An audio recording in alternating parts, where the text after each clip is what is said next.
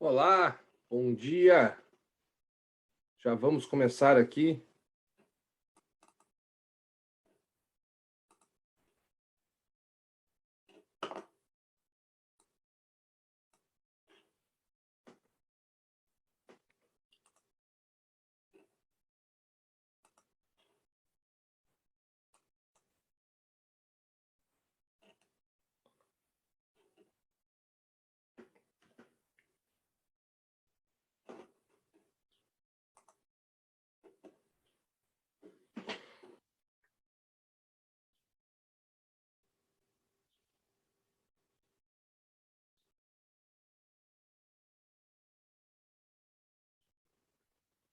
Tudo bom? Vou pedir que vocês coloquem só no chat para a gente ver se está tudo certo. Se vocês conseguem me escutar bem, vou aumentar o volume um pouquinho aqui do microfone. Se vocês conseguem me ouvir bem, se está tudo ok, se está tranquilo, ou se estão encontrando alguma dificuldade, por favor, me avisem para que a gente possa eventualmente fazer alguma correção. Tá? Por favor, me deem esse feedback. Tudo ok? Então vamos lá. Então, oficialmente começamos aqui a nossa aula de hoje. Conseguem ver a tela que eu estou compartilhando com vocês também? Estou compartilhando uma tela aqui com o textinho da Constituição, onde vamos trabalhar hoje princípios fundamentais. Beleza? Então tá, direto ao ponto, sem mais delongas. Quando a gente fala de princípios fundamentais, eu vou ser muito sincero com vocês. Se os examinadores fossem mais inteligentes, até mais dedicados, dava para fazer um monte de questões, por exemplo, explorando a interpretação e a jurisprudência do princípio da dignidade da pessoa humana. Seria uma questão mais top para uma carreira jurídica, como é uma carreira de assessor jurídico. Todavia, entretanto, porém, os examinadores da Marinha, eles não costumam aprofundar no tema princípios fundamentais. Eles costumam cobrar o texto frio da Constituição. Eu vou mostrar para vocês uma questão logo na sequência. Então, nós temos que ter um estudo aqui muito parecido com o estudo do nível médio. Tá? Só para deixar claro, eu gosto de começar por princípios fundamentais, porque é a base da Constituição. Os princípios fundamentais, eles explicam, eles justificam e eles dão um norte para tudo que vem depois dentro da Constituição, e até eles justificam o momento atual, quando vocês forem estudar a história das Constituições, com outro colega que trabalha aquela parte teórica inicial, e vocês vão ver que o momento atual, ele é baseado, o neoconstitucionalismo, o constitucionalismo atual, ele é baseado no princípio da dignidade humana, que é um dos fundamentos da nossa República Federativa do Brasil. Porém, os dois autores que a banca da Marinha coloca nos editais, o Alexandre de Moraes e o Pedro Lenza, eles não dão muita atenção para a questão doutrinária e até mesmo para a jurisprudência envolvendo os princípios fundamentais. Então, por exemplo, no livro do Pedro Lenza, nas edições antigas do Pedro Lenza, vocês encontravam os princípios fundamentais lá no final do livro. Enquanto a maioria dos autores coloca no começo, ele coloca lá no final. Por quê? Não sei. E é bem curto e bem sucinto. Nem parece o Pedro Lenza, que é o cara que escreve sobre tudo. O Alexandre de Moraes também não dá muita atenção para os princípios fundamentais. E o Pedro Lenza, inclusive, na última edição, ele nem colocou no livro impresso os princípios fundamentais. Ele deixou os princípios fundamentais para um conteúdo digital que aí o aluno acessa lá no site da editora e vê o conteúdo dos princípios fundamentais. Ele não se prestou para imprimir os princípios fundamentais no livro dele. Então, por essa razão, os autores que a banca exige, eles não aprofundam o tema, a banca não tem interesse também em discutir questões constitucionais, por exemplo, envolvendo dignidade humana, por exemplo, a lei da anistia, que é um ponto, lei da anistia, descumpriu preceitos fundamentais ou não? O entendimento do Pedro Lenza lá, eles não querem saber, porque a lei da anistia envolve o quê? Questões militares que a Marinha não vai querer trabalhar. Então, a gente vai ter um estudo muito parecido com prova de nível médio, mas extremamente importante porque tem que ser do nível que a cobrança é feita para os senhores. Então, começamos pelo começo. Como vocês podem ver na tela de vocês, eu estou com o texto da Constituição, com algumas anotações minhas, poucas, aberto, tá? E é bem fiel ao que vocês têm no material, para quem estuda de material de constitucional, que eu já disponibilizei para vocês. Bom, meus amigos, começamos pelo começo. A República Federativa. Então, a nossa República ela é o quê? Federativa. Quando falamos de uma República Federativa, estamos nos referindo à forma de Estado. Então, nós temos a nossa forma de Estado, ela é uma federação. O Brasil é uma federação. Então, nós temos, né, a questão das unidades federativas, dos Estados-membros, se unindo para formar uma federação. Não só os Estados-membros, mas também os municípios e o Distrito Federal se unem para formar uma federação. E essa federação, inclusive, ela é cláusula pétrea. Ela está lá no artigo 60, parágrafo 4º da Constituição, que nos fala da forma federativa de Estado. Tá? Então, a forma federativa de Estado é uma cláusula pétrea, isto é, não pode ter uma emenda à Constituição tentando transformar o Brasil num Estado unitário. O Brasil ele vai ser, né, necessariamente uma federação, ok? Então, nós não teremos aqui um Estado unitário. Percebam que o mesmo tratamento não foi dado para a questão da República. A República, quando vocês pegam o artigo 60, parágrafo 4º, que traz as cláusulas pétreas, vocês não vão encontrar a República como cláusula pétrea. O que nós temos, a questão da República, ela é, de acordo com o Pedro Lenz e todos os autores que tratam do tema, a República do Brasil ela é um princípio sensível, que são aqueles princípios que, se forem feridos, eles podem levar a uma intervenção. Havendo ofensa à República, nós podemos ter intervenção acontecendo. Agora, é possível a gente mudar, lembrando que quando falamos de república, república é a forma de governo, federação é a forma de Estado, é um Estado federativo que se difere do unitário, onde eu tenho um poder centralizado. Na federação eu tenho uma divisão de poder em Estados-membros, municípios e Distrito Federal, como é o nosso caso.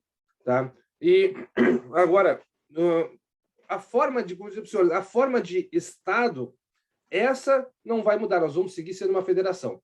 Agora, a forma de governo, seria possível nós mudarmos da questão republicana para uma monarquia? Seria possível? Seria.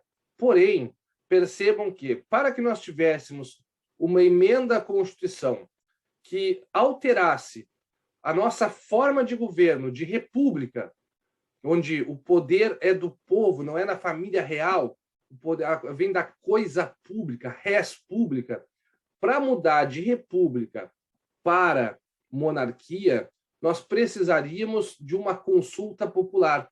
Porque quando a gente estuda as disposições constitucionais transitórias, nós vimos que houve em 88 a previsão de um plebiscito para definir se o Brasil ia ser uma república ou monarquia.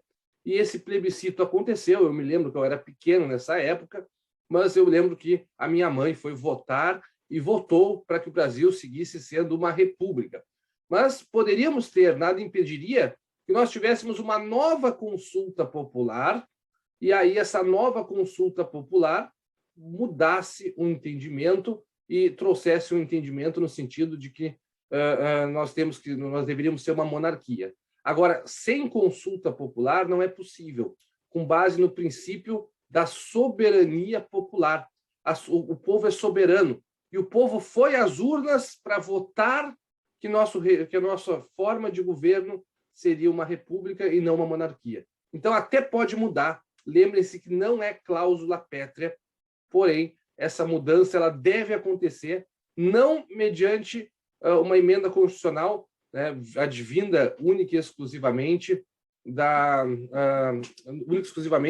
do nosso legislativo e executivo. Tem que passar necessariamente por uma consulta popular, visto que a decisão do povo deve ser respeitada. Beleza?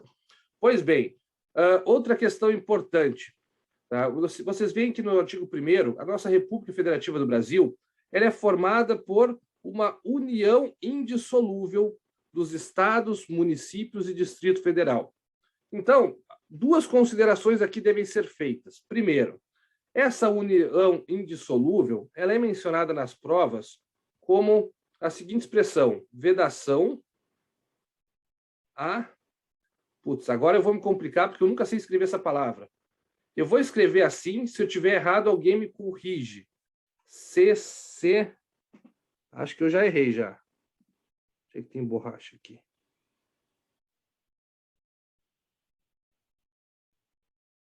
CC... Borrachinha. Eu acho que é com C cedilha. São. Vou botar uma estrelinha porque eu não sei se eu escrevi certo. Tá? Eu nunca sei se é com 2 S ou com C cedilha. Se alguém souber, me corrige. Mas essa expressão pode aparecer na prova de vocês. Vedação à secessão. O que é secessão? É o direito de separação. Então, nós não vamos ter, por exemplo, o Rio Grande do Sul. Havia um deputado gaúcho no passado, eu sou do Rio Grande do Sul, e havia um deputado gaúcho no passado que se elegeu como deputado federal porque ele prometeu ao povo gaúcho que ia conseguir separar o Rio Grande do Sul do Brasil e formar uma república do Brasil. Aliás, uma república rio-grandense. Não seria possível. A Constituição deixou bem claro que nós temos uma união indissolúvel dos estados, municípios e Distrito Federal. Então, não tem como o Rio Grande do Sul formar um país novo, ou se juntar com o Uruguai, ou seja quem for, tá? Porque nós temos uma vedação ao direito de secessão, que é... perfeito, já tive a correção aqui. Eu estava escrevendo certo. Ó, isso aqui vale para você, para a gente aprender a questão das provas. Ó. Quando tu começa, tu escolhe uma alternativa e tu muda a tua resposta antes do gabarito final, possivelmente a mudança vai te jogar para a água. A mudança de gabarito joga o combatente para a água. Eu estava escrevendo secessão dessa forma. Aí eu parei, pensei, olhei, refleti e pensei, deve estar errado. E mudei, escrevi com 2 S. Agora o Leonardo me corrigiu e disse que não é com C cedilha, e sim com 2 S, que era a primeira forma que eu estava escolhendo. Então, não mudem gabarito. Aprendam com o erro do professor aqui. Tá? Então, nós temos uma vedação ao direito de separação. E outro ponto importante, pegadinha tradicional de prova, né, que pode aparecer na Marinha. A Marinha tem umas questões assim, bem estilo nível médio. Tá? E pegadinha que pode aparecer aqui é a seguinte, ó, tentar te dizer que o Brasil seria formado pela união indissolúvel dos estados, dos municípios, do Distrito Federal e dos... Opa! O que soltou? O que sumiu aqui? Sumiu meu texto aqui. Deixa eu botar de volta. Perdão. Distrito... Opa, cacete. Distrito Federal e dos territórios. Parou de compartilhar a tela. Já vou resolver essa parada aqui. Ok. Share screen. Tá. Voltou agora com a minha tela, né? Me dá um ok no chat se voltou a minha tela, só para eu saber que está tudo certo. Pegadinha de prova tradicional, olha só. Dizer que nós seríamos formados por uma união indissolúvel dos estados, municípios, distritos federais e territórios. Aqui tem um erro, por quê? Ninguém disse que o território ele é indissolúvel, ele vai estar unido.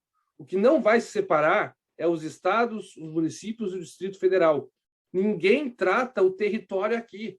Então, vamos imaginar, por exemplo, que a gente tem uma guerra, invadimos o Uruguai e transformamos o Uruguai num território brasileiro. O Uruguai poderá se separar, agora que ele é um território brasileiro, pode se separar, porque ele não é nem Estado, nem Distrito Federal, nem município. O Uruguai viria a ser, nesse meu exemplo, um território brasileiro. Então, o Uruguai poderia, nessa hipótese, se separar. A união indissolúvel ela é restrita aos entes federativos, aqueles que detêm o poder político.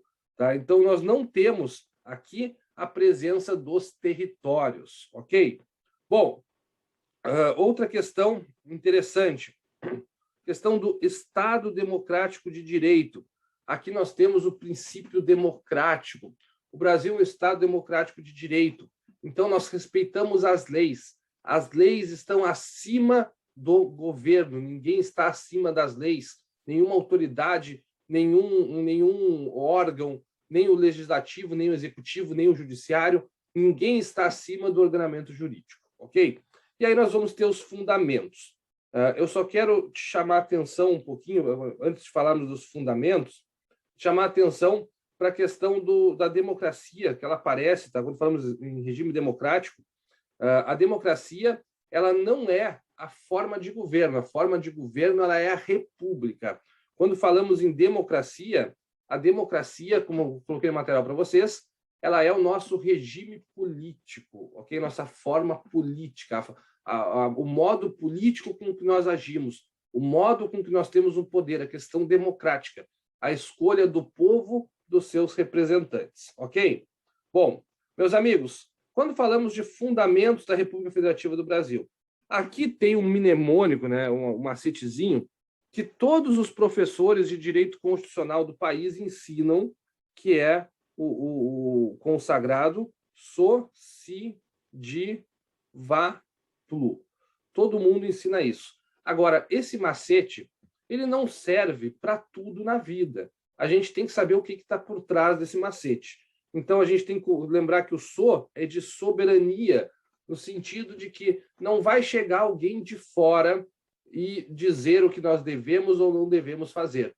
Aliás, a soberania, ela também, o Pedro Lenza trabalha essa questão no livro dele, a soberania ela não é algo assim totalmente absoluto, porque nós temos, né, digamos, um constitucionalismo transnacional, nós temos um poder transnacional. A partir do momento que o Brasil adere a tratados, convenções internacionais, está sujeito a regras de ordem internacional, está sujeito, por exemplo, a ser julgado por uma corte interamericana de direitos humanos, etc., etc., tá? E outras situações, nós não temos a soberania também como absoluta.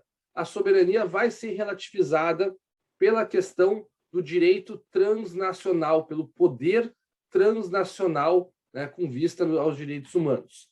A questão da cidadania, no sentido de que nós temos o poder político com o povo, os direitos políticos, respeito aos direitos políticos, a questão da dignidade da pessoa humana, o nosso DI. Tá? Quando falamos em dignidade da pessoa humana, aqui talvez esteja o princípio mais importante do direito brasileiro. E não só do direito brasileiro, mas do direito mundial. A dignidade chega a ser até redundante, né? A dignidade da pessoa humana. Porque pessoa já se presume que é pessoa humana, mas nós temos no Brasil, como vocês sabem, pessoa física e pessoa jurídica. Então, aqui deixa bem claro que é a dignidade da pessoa humana. E uma consideração: a dignidade da pessoa humana é algo extremamente abstrato que poderia ser utilizado pelos examinadores como uma questão difícil, nível hard de prova. Agora, a Marinha não vai fazer isso com vocês. Eu posso ter quase que certeza, tá? Porque não é o perfil deles explorar a dignidade da pessoa humana, até pela questão do perfil militar, aquela coisa, aquele modo militar de agir. E a dignidade da pessoa humana é muito abstrata. Então, por exemplo, discussão sobre legalização ou não do aborto. Quem defende o aborto, como devendo ser legalizado, vai justificar a sua conduta na dignidade da pessoa humana. Agora, aquele que defende a não legalização do aborto também usa como fundamento a dignidade da pessoa humana. Então, aqui a gente tem uma brecha para interpretações das mais diversas, e a Marinha não vai entrar nessa jogada, não vai, no máximo vai cobrar algum entendimento do STF, mas que nós vamos estudar em outros tópicos da matéria. Bom, depois, questão dos valores sociais, tanto do trabalho como da livre iniciativa, que é o nosso VA.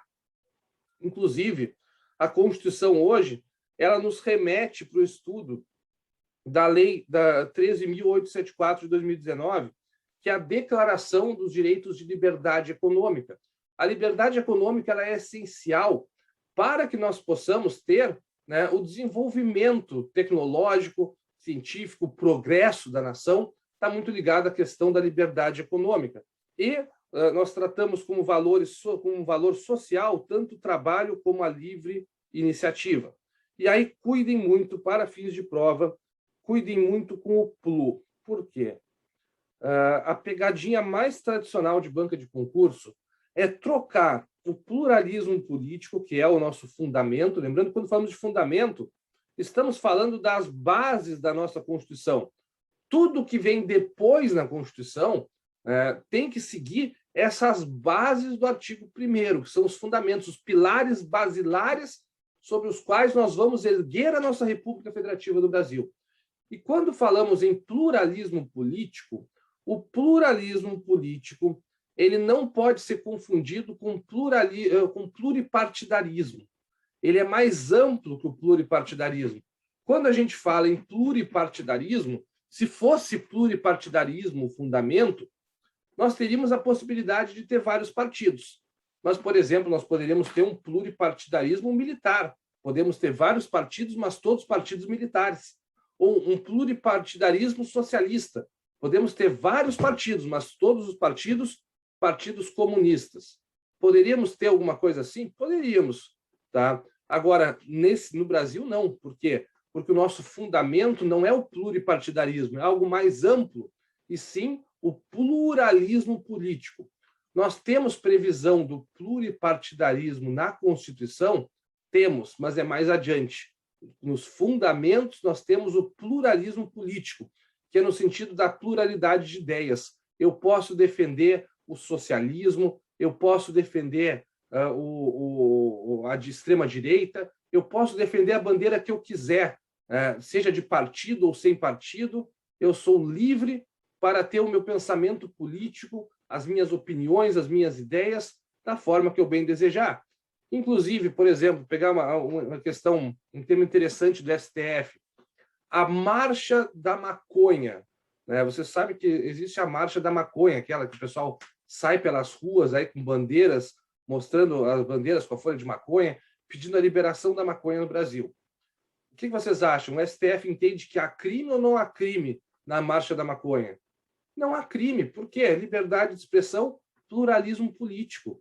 Se alguém quer pedir a legalização da maconha, está dentro da ideia do pluralismo político, está dentro da ideia da liberdade de expressão, da democracia, né, da forma de pedir uma mudança daquilo que entende como correto.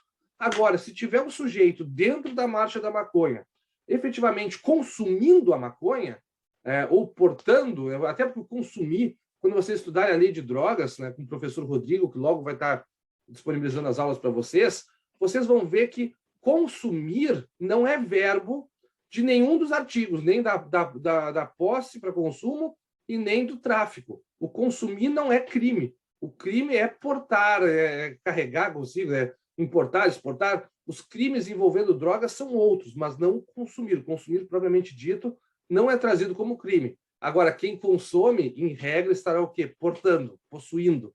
Vai estar, de alguma forma, com aquilo na mão. Mas agora, tu quer pedir a liberação? Tu pode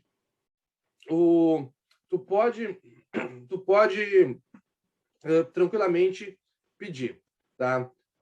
A ideia, eu não vou te explicar agora, tá? Para não dar uma desvirtuada da aula, mas eu posso, no privado, depois trazer. Eu não acho que seja um tema assim, muito interessante para a nossa prova, pelo menos não nos princípios fundamentais aqui, mas eu posso te explicar depois em off, só para não passar da 1 hora, que é a proposta da aula de hoje, eu não vou falar agora. Mas eu te falo no privado oportunamente em breve. O que eu ia te dizer? Dizer para vocês, com relação à questão, por exemplo, da Marcha da Maconha, não é crime, está dentro do pluralismo político. Tu pode defender as ideias que tu quiseres. Bom, a questão da nossa forma democrática, né? Como que se dá a nossa democracia?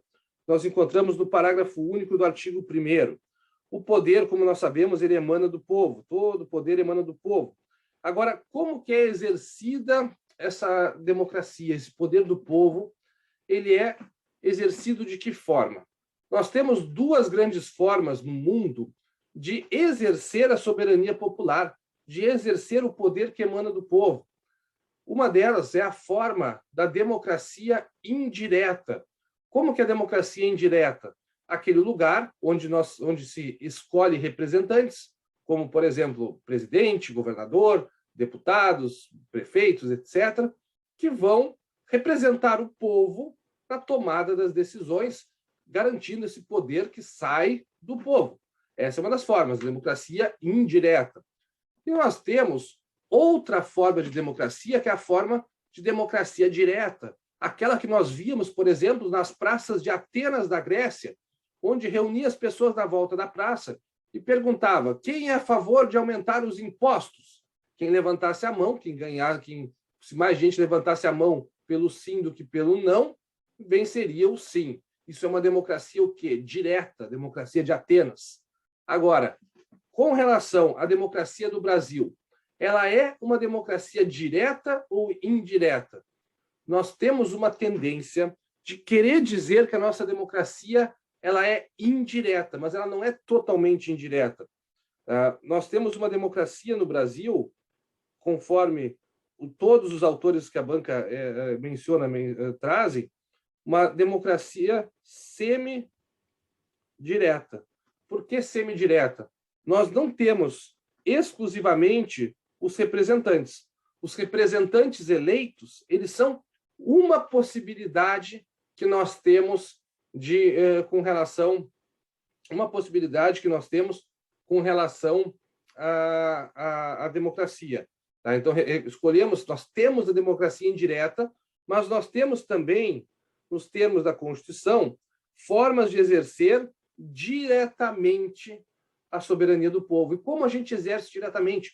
Como eu, Fidel, vocês, Aide, Leonardo, enfim, William, Valquíria, Florence, como vocês podem exercer a soberania de vocês? Olha, de algumas formas. Por exemplo, o plebiscito é uma forma, o referendo é uma forma, projeto de lei de iniciativa popular é outra forma. Então, nós temos algumas formas na Constituição onde nós temos o poder diretamente. Então, por exemplo, plebiscito, referendo, são o quê? Consultas populares. Vamos consultar a população para ver o que a população pensa de determinado assunto. A população vai estar diretamente decidindo. A diferença é que o plebiscito vai antes do processo legislativo, né? E o referendo depois de passar pelos representantes eleitos. Então, aqui está as diferenças de plebiscito e referendo. Agora, não temos exclusivamente nenhuma nem outra. Por isso que os autores classificam a nossa democracia como uma democracia semi-direta, ok? Bom, com relação aos poderes da União, previsto no artigo 2º, lembrem-se que no artigo 60 da Constituição, parágrafo 4º, que traz as cláusulas pétreas, nós temos os chamados... Opa, grifei a coisa errada. Nós temos a separação dos poderes também como cláusula pétrea. Esse é outro ponto importante. Logo, esses poderes da União, que são independentes e harmônicos entre si, eles sempre estarão separados conforme o nosso parágrafo 4º. Não se pode ter uma emenda constitucional tentando desseparar, tentando misturar um poder com outro. E aqui, quando falamos em independentes e harmônicos entre si, nós estamos trazendo aqui a questão do chamado sistema anglo-saxão do check and balances, que é o sistema de freios e contrapesos, que é um sistema onde um poder vai limitando o outro, vai controlando o outro, enfim. Nós temos essa independência e harmonia, mas, ao mesmo tempo, a gente tem um podando o outro para que nós tenhamos essa divisão do poder, não fique tudo nas mãos de uma pessoa só. Bom, agora, olha só, o que a gente tem que lembrar? Esse Socidivaplu, isso aqui é macete para a prova de nível médio, tá? Mas ele é importante até, porque os caras tentam confundir o artigo 1º com o artigo 3º e o 3º com o 4º. A gente não pode confundir os fundamentos com os objetivos fundamentais. E aí tem professores que ensinam um macetezinho do Conga Erra Pro. Cara, eu acho o Conga Erra Pro um macete meio bizarro, assim, sabe? Porque eu acho que ele não diz muita coisa. Tá? O Conga Erra Pro, tá? Ele é um mnemônico que, assim, eu não vejo muita serventia nele. Tá? O Sociediva Plus te ajuda. O Conga Erra Pro, construir. Aí tu decora o Conga Erra Pro, achando que tu está pronto para a prova, e aí tu aparece uma questão de assim, ó, construir um país imponente, uma coisa qualquer. Tu lembra, Conga Erra Pro, construir. É isso? Não. É construir uma sociedade livre, justa e solidária. É garantir o quê? O desenvolvimento nacional. Erradicar o quê? Pobreza e a marginalização. E o Conga Erra Pro, ele não lembra do segundo verbo, do reduzir as desigualdades sociais e regionais. Promover o bem de todos, sem preconceitos de origem, raça, sexo, cor, idade e quaisquer outras formas de discriminação. Então, a dica aqui, para tu diferenciar, eu não acho importante o Conga Erra Pro, eu acho um mnemônico meio bizarro assim até, mas eu acho importante que vocês tentem perceber que se aparecer alguma coisa com esses verbos terminados em R, né? Eu nunca sei se isso aqui é verbo no infinitivo, não sei, a parte do português não é meu forte. Tá? Construir, garantir, erradicar, reduzir, promover. Tá? Se aparecer alguma coisa terminada em R, não é fundamento, porque percebam que aqui nós temos soberania, cidadania, aqui nós não temos verbos, nós temos elementos, nós temos princípios aqui. Agora, nos objetivos fundamentais, que é o que nós vamos buscar, são coisas que nós devemos fazer para alcançar. Então, é construir, é garantir, é erradicar, é reduzir, é promover o bem de todos. Aqui não estamos falando de princípios propriamente ditos, estamos falando de condutas, de verbos que devem ser, como é que eu vou te dizer? Verbos que devem ser buscados por quem estiver no poder da nação. Pois bem, e depois nós temos ainda os princípios do Brasil nas suas relações internacionais. Quais são esses princípios? Nós temos aqui a independência nacional, o Brasil é um país independente, nós temos prevalência dos direitos humanos, os direitos humanos eles devem prevalecer, inclusive quando a gente tiver conflitos entre princípios, porque os princípios eles não são absolutos, mas quando a gente tem os conflitos de princípios, nós devemos decidi-los nas nossas relações internacionais com base na prevalência dos direitos humanos. Então, por exemplo, um dos princípios do Brasil das relações internacionais é a autodeterminação dos povos. Mas o Brasil, ele participou, através das suas forças armadas, da missão de paz no Haiti. O que a missão de paz no Haiti estava fazendo? Estava lá alfinetando a autodeterminação do povo. Afinal, estava lá o Exército Brasileiro, né, e eu não sei se as outras forças armadas estavam também, o Exército eu sei que estava, mas estavam lá as forças armadas brasileiras, né, alfinetando, né, diminuindo a autodeterminação do povo do Haiti. Agora, por que estava havendo essa intervenção no Haiti, diminuindo a sua autodeterminação, com base na prevalência dos direitos humanos? Porque esses princípios não são absolutos. Os direitos humanos devem prevalecer, não estavam prevalecendo. Então, se admite, por exemplo, uma pequena ofensa à autodeterminação dos povos para que nós tenhamos a prevalência dos direitos humanos. Outra questão interessante, vejam bem, existe algum princípio absoluto? Para a maioria dos autores, aliás, temos uma divergência. Né? Muitos autores vão dizer, a maioria diz, alguns dizem que nenhum princípio é absoluto, por exemplo, dignidade da pessoa humana. Dignidade da pessoa humana não é absoluto, porque o sujeito pode, por exemplo, cometendo crimes em tempos de guerra, ele pode ter uma pena de morte. A pena de morte não ofende a dignidade da pessoa humana? É claro que ofende, mas a dignidade da pessoa humana não é algo absoluto. Agora, para alguns autores, existe um princípio que seria um princípio absoluto, que não comportaria exceção. qual princípio é esse? O princípio da proibição da tortura. A proibição da tortura seria, para muitos autores, um princípio absoluto. Agora, eu tenho algumas ressalvas a essa questão. Não vou falar agora para não bagunçar a aula e não dar ideias ruins para vocês. Enfim, quero dizer para os senhores, depois, não intervenção. Vejam, quando a gente fala da intervenção no Haiti, nós, digamos, ofendemos dois dos princípios do Brasil nas relações internacionais. Mas nós fizemos essa ofensa baseado na prevalência dos direitos humanos. Quando a gente fala de igualdade entre os estados, tratar todo mundo de modo igual, mas nós vamos dar algumas preferências, por exemplo, economicamente, para os países do Mercosul, que são nossos parceiros, entendeu? Então, os princípios não são absolutos. Temos ainda a defesa da paz, solução pacífica dos conflitos, repúdio ao terrorismo e ao racismo, cooperação entre os povos para o progresso da humanidade, concessão de asilo político. Então, por exemplo, quando a gente fala do Mercosul, nós não estamos tratando todos os estados como iguais, estamos ferindo, de certa forma, a igualdade. Mas nós estamos fazendo o quê? Agindo com base na cooperação entre os povos para o progresso da humanidade. Outra questão interessante, esse inciso 8.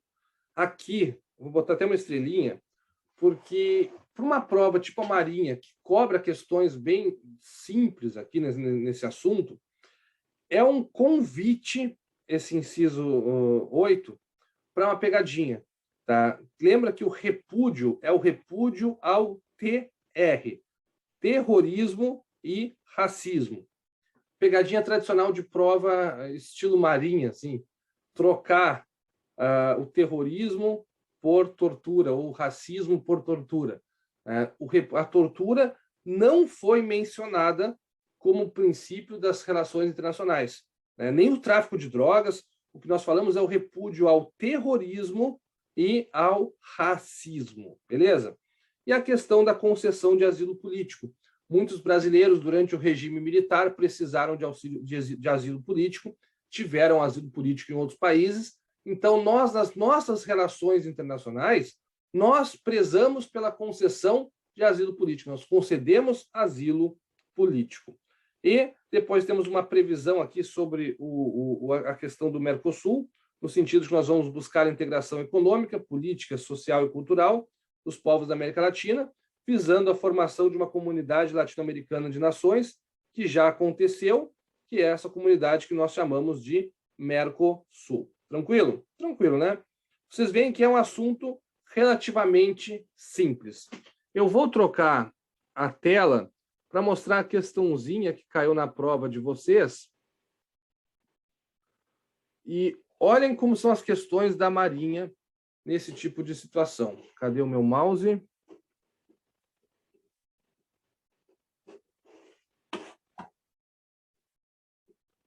Odeio quando eu perco o mouse. O mouse está aqui.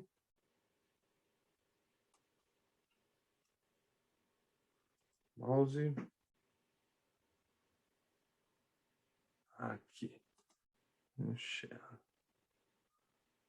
screen 1. Tá. Troquei a tela aqui e botei para vocês uma questãozinha da prova de 2013. Embora a prova seja um pouco antiga, 2013, a gente não visualiza mudança de perfil das provas da Marinha. Tá? Elas seguem em alguns assuntos cobrando doutrina e jurisprudência e em outros tópicos cobrando a letra da Constituição. Tá? Não temos grandes mudanças no perfil da banca ao longo dos últimos 10 anos. Então, olha a questãozinha de 2013. Constituem objetivos fundamentais, né, da República Federativa do Brasil. Letra A. Garantir o desenvolvimento nacional e promover o bem de todos sem preconceitos de origem, raça, sexo, cor, idade e quaisquer outras formas de discriminação. Tá certo? Tá certo. É um objetivo fundamental, né? Garantir o desenvolvimento nacional, promover também é um objetivo promover o bem de todos, né? Sem preconceitos e formas de discriminação. Aí, olha as outras, olha a pegadinha, né, das outras questões. Vejam, acompanhem. A letra B. promover a cidadania e garantir a soberania nacional. Meus amigos, o promover é promover o quê? O bem de todos. E o garantir é garantir o quê? Não é a soberania nacional. É garantir o desenvolvimento nacional. A soberania, nós já temos a soberania. Nós já somos soberanos. É um dos fundamentos, é uma base sobre a qual a gente vai construir a nossa nação. Então, a soberania já existe, não é algo que nós queremos alcançar.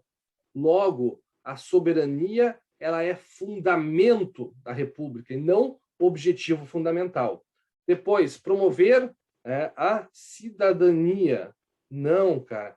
A cidadania, nós também já temos a cidadania. Ela é uma base. Cidadania não deve ser promovida, ela já existe. Ela é um fundamento. E garantir o quê? Garantir a soberania, promover a cidadania e garantir a soberania nacional. Depois, letra C, construir uma sociedade livre, justa, solidária e incentivar o pluralismo político. Não, o pluralismo político já existe, ele é um fundamento. Depois, letra D, repudiar o terrorismo e conceder asilo político aos necessitarem.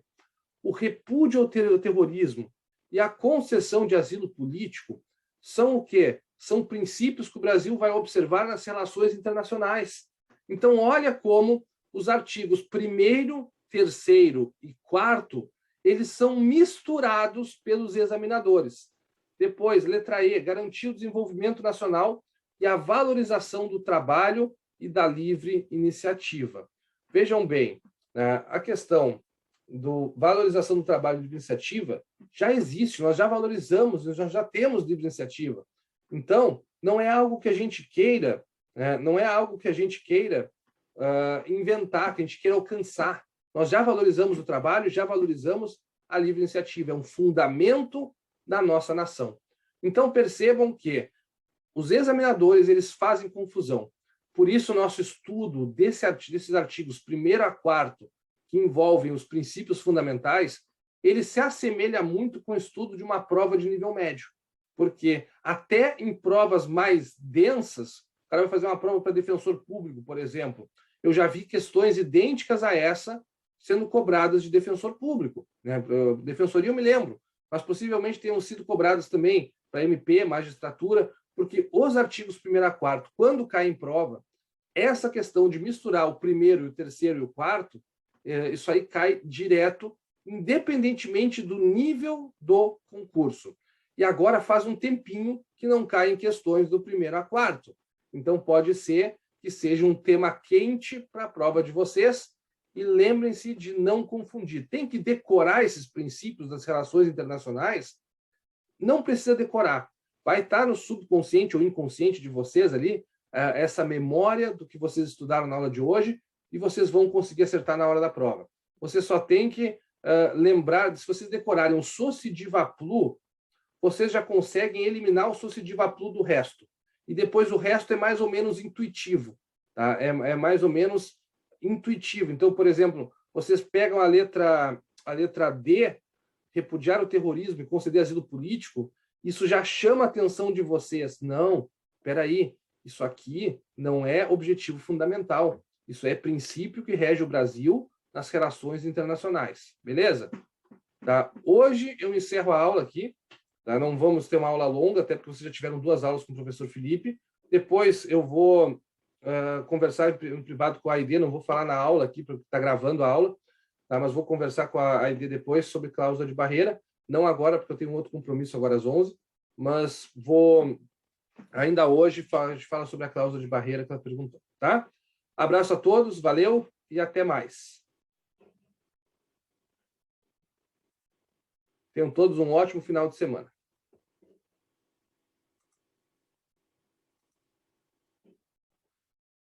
Vamos ver onde é que eu paro aqui. Stop recording.